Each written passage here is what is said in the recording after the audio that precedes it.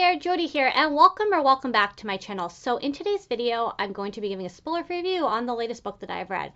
So in my spoiler-free reviews, I go over certain things such as what the book is about, if I've read from this author before or not, my thoughts on the book, my star rating, is this a book I would recommend reading, as well as on occasion letting you know if the book I'm reviewing has been or is going to be adapted. So without any further ado, let's get on to today's spoiler-free book review, and that will be for the book Eileen by Ottessa Moshfegh. So Eileen is about a young woman named Eileen.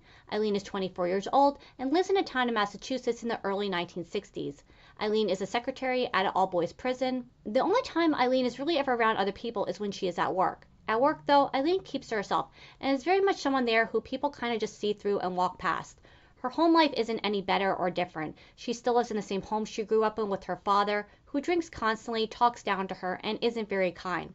Eileen dreams of running away. Despite desperately wanting to do that, she can never build the courage to just get up and leave. One day at work, Eileen is introduced to a new employee. Her name's Rebecca, and Eileen finds herself memorized by her. Rebecca is confident, beautiful, and interesting, everything Eileen feels she is not.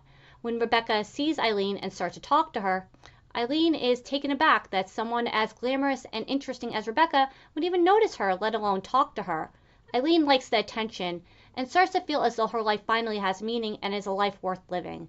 When Rebecca invites Eileen to spend Christmas Eve over at her place, Eileen is over the moon excited to finally have real plans for the first time in her life. When Eileen gets to Rebecca's home, though, Rebecca no longer appears or acts as the person Eileen has come to know. What happens in Rebecca's home that night will forever change not only Eileen's life, but others as well. This is the first book by Ottessa Moshfegh that I've read, and I'm definitely interested in reading more from this author now that I have read one of their books. The next book by this author that I would read would probably be either My Year of Rest and Relaxation or Death in Her Hands, as those are two books by this author that I do have but have not yet read. I know My Year of Rest and Relaxation is a pretty popular book that I've heard a lot of people talk about, while Death in Her Hands, from what I gather, is a book that people either seem to like or not like. So now for my thoughts on the book. I really like this book. Now for what I liked about the book. One of the things I really liked about the book was how the author wrote Eileen. In the book, you get to know who Eileen is in a very three-dimensional way. You learn about how she grew up, about her family, how she feels about herself, how she views the world. Eileen is both a fascinating and complex character. There are many layers and sides to her.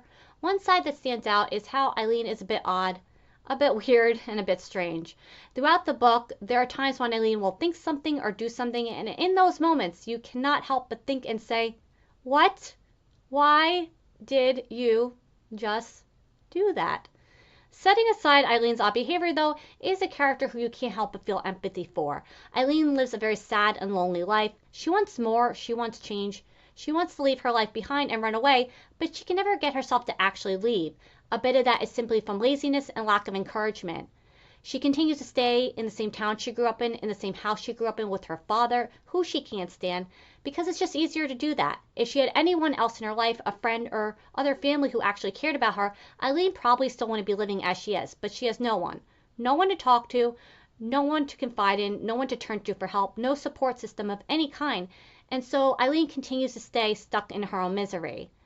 When it came to this part of the book, I found Eileen to be a relatable character in the sense of how, despite someone craving change, whether it be change from within oneself or change from within one's surroundings, how easy it can be for someone to fall into a hole of one's own despair when there's no one around to ask for help. What I'm trying to say is not that one needs to find happiness in oneself from others, but more that when someone is so depressed and so alone as Eileen is, having someone simply in your life to talk to, having someone in your life to lift up your spirits can mean the difference between someone getting themselves out of a bad situation versus continuing to stay and living life as is unhappy.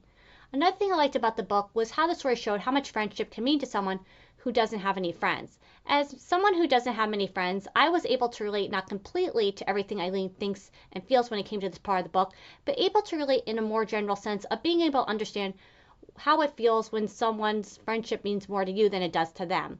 In the book, Eileen doesn't have any friends, never has. So when Rebecca gives Eileen attention and genuinely seems interested in what she has to say and invites her to have a drink here and there and invites her to spend Christmas Eve over at her place, these are things that mean so much more to Eileen than it would to someone who has a lot of friends and who gets invited to things all the time. Something simple, such as being included, is something that in all of her 24 years on planet Earth, Eileen has never experienced before. While this part of the story showed how much friendship can mean to someone who has never known what it is to have a friend, this part of the story also emphasized at the same time how someone in Eileen's position, someone very naive, can be taken advantage of by someone who may have ulterior motives for wanting to be her friend. So the last thing about the book that I liked was how atmospheric the story was when describing Eileen's town during the winter time. The story takes place at the end of December in Massachusetts. The story describes in detail how exhausting it can be to live somewhere where the weather during that time of the year is a constant cycle of snow and never-ending bitter cold. When reading the book, you felt as though you could feel the chill and the harshness of the cold winter weather as it was being described.